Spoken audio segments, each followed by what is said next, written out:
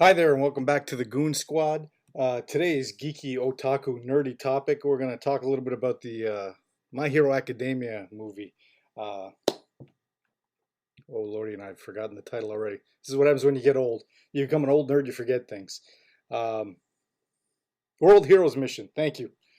That's what happens when you get old. Your memory comes back in flashes and bits and pieces. Anyways, this is going to be a spoiler-free talk, so if you haven't seen the movie, I'm not going to try to ruin anything for you or give away anything huge.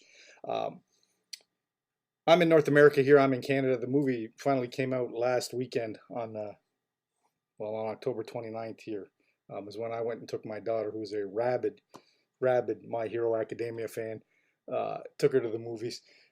Uh, I, it was a good movie. I enjoyed it considering how late it was, and I'm old and way past my bedtime, and I was up. The movie kept me entertained enough to want to watch it and kind of follow it through. It had some interesting scenarios and stuff going on. It was a little bit, I felt, more of the same when you look at the other two movies that they released. And I don't know if that's because um, I don't want to say it's formulaic or a formula. It seemed to kind of cover some similar um, ideas and tropes from the first two movies. But they did it in a kind of an entertaining way, and it was ever so slightly different. And it was, if it's any indication, the movie sucked my daughter right in. So I'm kind of talking about this from a secondhand perspective. But my daughter um, can get emotional about things at times. And I've seen her get emotional about kind of serious things in movies with real life, like real actors portraying characters. I've never really seen that kind of happen to her from an animated perspective, but this movie had her on quite the roller coaster ride. Um, like super happy at certain points, and then like crying, worrying about specific characters at other points in the movie. Um, and what's interesting to note was that that seemed to be the kind of the feeling throughout the entire cinema. Like the entire audience was on this roller coaster ride. Uh, I don't know if it's just the fan base for anime in general, or if it's the My Hero Academia fan base. This group, um, you could just you could see the emotions going up and down, and in tune with the story and what was going on, and that that kind of stuff that you expect. This is going to sound trite, and it's not meant to be. Little kids to do when they see things, verbalize those emotions. That's what I got from this experience of going to see this movie with my daughter. Was this unbridled enthusiasm and verbalization of emotions in certain ways um, throughout this movie. We had a gentleman sitting 4 seats over from us who we got to a kind of a climactic point in the film, and he just shut it out, yes! And it jarred me a little bit. Not enough to stop watching the movie, but jarred me. That I'm like, oh, holy crow, what just happened here to this guy? And I get it. Maybe it's just the way I was, the nerdy way I was raised. I wouldn't even say the way I was raised. The nerd that I grew up to be. You didn't make a lot of noise in movies, even at the high points and whatever. You kept your mouth shut and you were engrossed. You watched it and then you talked about it afterwards.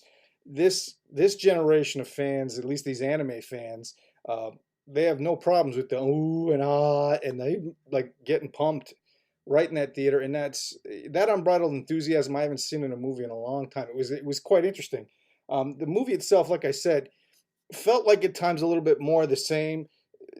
They had some interesting takes on kind of, and I like I said, dividing up the heroes into groups. And that's all I'll really say about what's kind of gone on in that sense. Really, it was a well done flick. I felt it was well worth the time and I mean money that I spent to go see it. My daughter was so jacked. We got home at quarter after 12. I don't think she went to bed. If she was asleep before 1 or 1:30, 2 o'clock at the earliest, I would be shocked. That's how you could just hear her down in her basement room. You can hear the excitement level ramp up because she gets a little louder, talking about things that have gone on in the film. And I don't know if she's talking to friends online or if she's just odds are she's talking to herself. Um, she was that pumped. So suffice it to say, if you're a My Hero Academia fan, movie's well worth your time, well worth your support. And I know it's got a rabid following from the manga. It's kind of one of those unstoppable trains here in North America, and that's a good thing. Um, the movie seems to, along with the show, seems to add to that excitement without taking away from it. I don't really hear people talk about the fact that, well, the anime is um, retreading what's going on in the movies, or the movies kind of retreading the anime in some way, shape, or form. It doesn't feel like a cash grab, if that's any way to kind of describe it. It didn't feel like I watched an overly long episode of My Hero Academia, the show, the TV show. It was, these movies all are well contained as a stories in themselves that I think fit within that bigger universe, and I think that's something um, North American cinema could take away. It's the fact that there is an audience for for original content, animated stuff that fits within a storyline, but is a one and done kind of thing.